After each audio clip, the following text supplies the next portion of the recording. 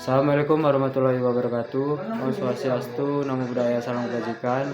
Perkenalkan, nama saya Raffi Marsha Triandra dari kelas 2A NPM A1H 024 023. Di sini saya akan menjelaskan ringkasan materi mata kuliah Bahasa Indonesia dari pertemuan 1 sampai 15. Sebelum saya memulai penjelasan saya ada pantun.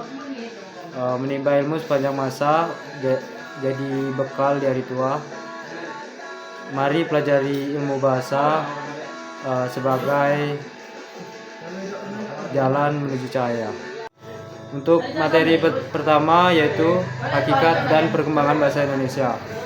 Bahasa Indonesia adalah bahasa persatuan dan bahasa negara yang berperan sebagai alat pemersatu bangsa serta penghela ilmu pengetahuan. Hakikat bahasa Indonesia sebagai bahasa nasional berakar dari sejarah panjang bahasa Melayu yang telah digunakan sebagai lingua franca di Nusantara. Penetapan bahasa Melayu sebagai bahasa Indonesia terjadi pada peristiwa Sumpah Pemuda 28 Oktober 1928. Ia menegaskan bahasa Indonesia sebagai bahasa persatuan bangsa Indonesia. Bahasa Melayu dipilih karena beberapa faktor, antara lain kesederhanaan bentuk dan susunan, tidak mengenal tingkatan bahasa seperti bahasa Jawa, serta penggunaannya yang luas di kalangan pelaut, pedagang, dan masyarakat di wilayah strategis Nusantara. Selain itu, bahasa Melayu pernah menjadi bahasa kerajaan besar seperti Sriwijaya yang menguasai perdagangan dan pelayaran. Setelah kemerdekaan Indonesia pada 17 Agustus 1945, bahasa Indonesia secara resmi diakui sebagai bahasa negara dan bahasa nasional. Perkembangan bahasa Indonesia terus berlangsung melalui proses pembakuan dan penyebaran, termasuk penyempurnaan ejaan, tata bahasa, dan kosakata, agar dapat berfungsi optimal sebagai bahasa resmi negara dan media komunikasi antar warga negara Indonesia.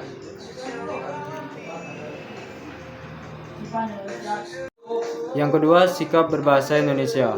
Sikap berbahasa adalah cara pandang dan perilaku seseorang terhadap bahasa yang digunakan. Sikap ini meliputi aspek kognitif atau pengetahuan, afektif atau perasaan, dan konatif atau tindakan. Sikap positif terhadap bahasa Indonesia mencakup kesetiaan bahasa atau language loyalty, kebanggaan bahasa atau language pride, dan kesadaran norma bahasa, awareness of the norm, yang mendorong penggunaan bahasa secara cermat, santun, dan sesuai konteks. Sikap berbahasa yang sesuai situasi pembicaraan mempertimbangkan sebagai aspek seperti latar dan suasana, setting and scene, bentuk dan muatan pesan, act, sequence, cara penyampaian atau key, sarana komunikasi, instrumen, norma yang berlaku, dan jenis wacana atau genre. Penerapan kaidah bahasa Indonesia yang baik dan benar meliputi penggunaan ejaan yang disempurnakan atau IYD, pemilihan diksi yang tepat, kalimat efektif, serta paragraf yang koheren dan kohesif.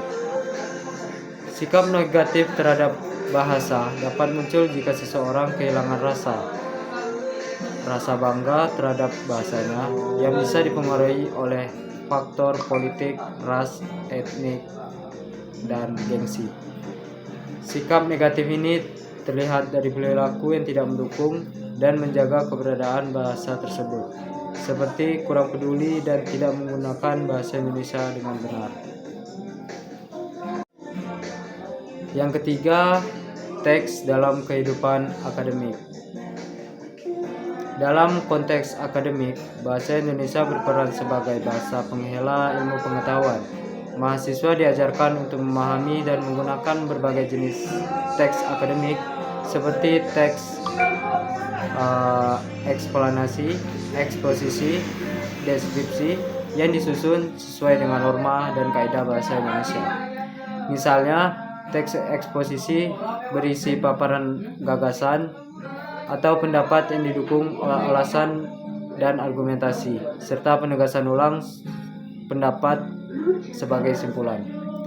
Penguasaan struktur dan penggunaan teks akademik yang tepat sangat penting untuk menyampaikan informasi ilmiah secara jelas dan sistematis dalam berpendidikan tinggi. Yang keempat, menjelajahi dunia pustaka dari berbagai sumber referensi digital. Mahasiswa juga dilatih untuk mencari, mengakses, dan memanfaatkan berbagai sumber referensi digital yang valid dan relevan untuk mendukung kegiatan akademik dan penelitian. Penggunaan perpustakaan digital dan basis data ilmiah memungkinkan mahasiswa memperoleh informasi yang kredibel dan terbaru.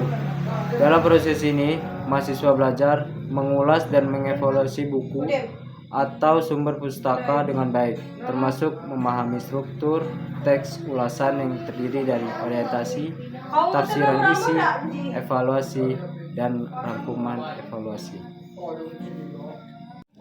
Yang kelima, presentasi ilmiah. Presentasi ilmiah adalah kegiatan penyampaian informasi yang bersifat ilmiah dalam forum seperti seminar, lokakarya, atau diskusi.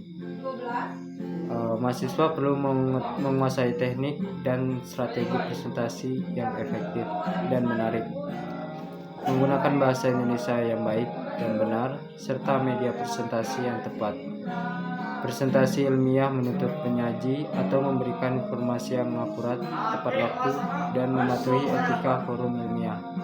Kemampuan presentasi ilmiah juga meningkatkan keterampilan berbicara depan publik, membangun kredibilitas profesional, dan memperluas wawasan intelektual mahasiswa.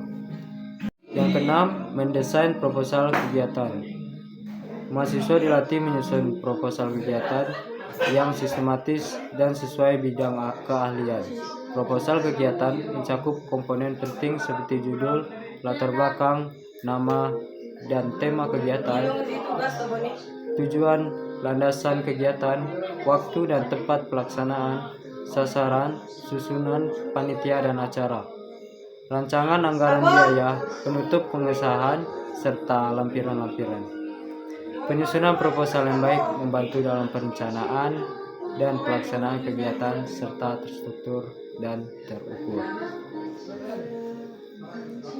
Yang ketujuh, laporan proposal penelitian. Dalam menyusun proposal penelitian, mahasiswa dibimbing untuk memenuhi standar akademik dan etika ilmiah. Proposal penelitian harus memuat elemen-elemen penting seperti rumusan masalah, tujuan penelitian, tinjauan pustaka, metodologi, dan jadwal pelaksanaan. Penyusunan proposal yang baik menjadi dasar bagi penelitian yang sistematis dan kredibel. Penjelasan ini memberikan gambaran lengkap dan mendalam tentang hakikat dan perkembangan bahasa Indonesia, sikap berbahasa, serta keterampilan akademik yang berkaitan dengan penggunaan bahasa Indonesia dalam konteks pendidikan tinggi dan penelitian. Semua aspek tersebut saling terkait dalam mendukung pengembangan kemampuan berbahasa dan akademik mahasiswa secara menyeluruh. Mungkin sekian penjelasan dari saya. Sebelum saya menutup video ini, saya ada pantun. Air jernih dalam kendi untuk jamu penambah daya. Bahasa Indonesia milik sendiri, mari rawat bersama-sama. Sekian, terima kasih. Lebih dan kurang saya mohon maaf. Pada Allah saya mohon ampun. Wassalamualaikum warahmatullahi wabarakatuh.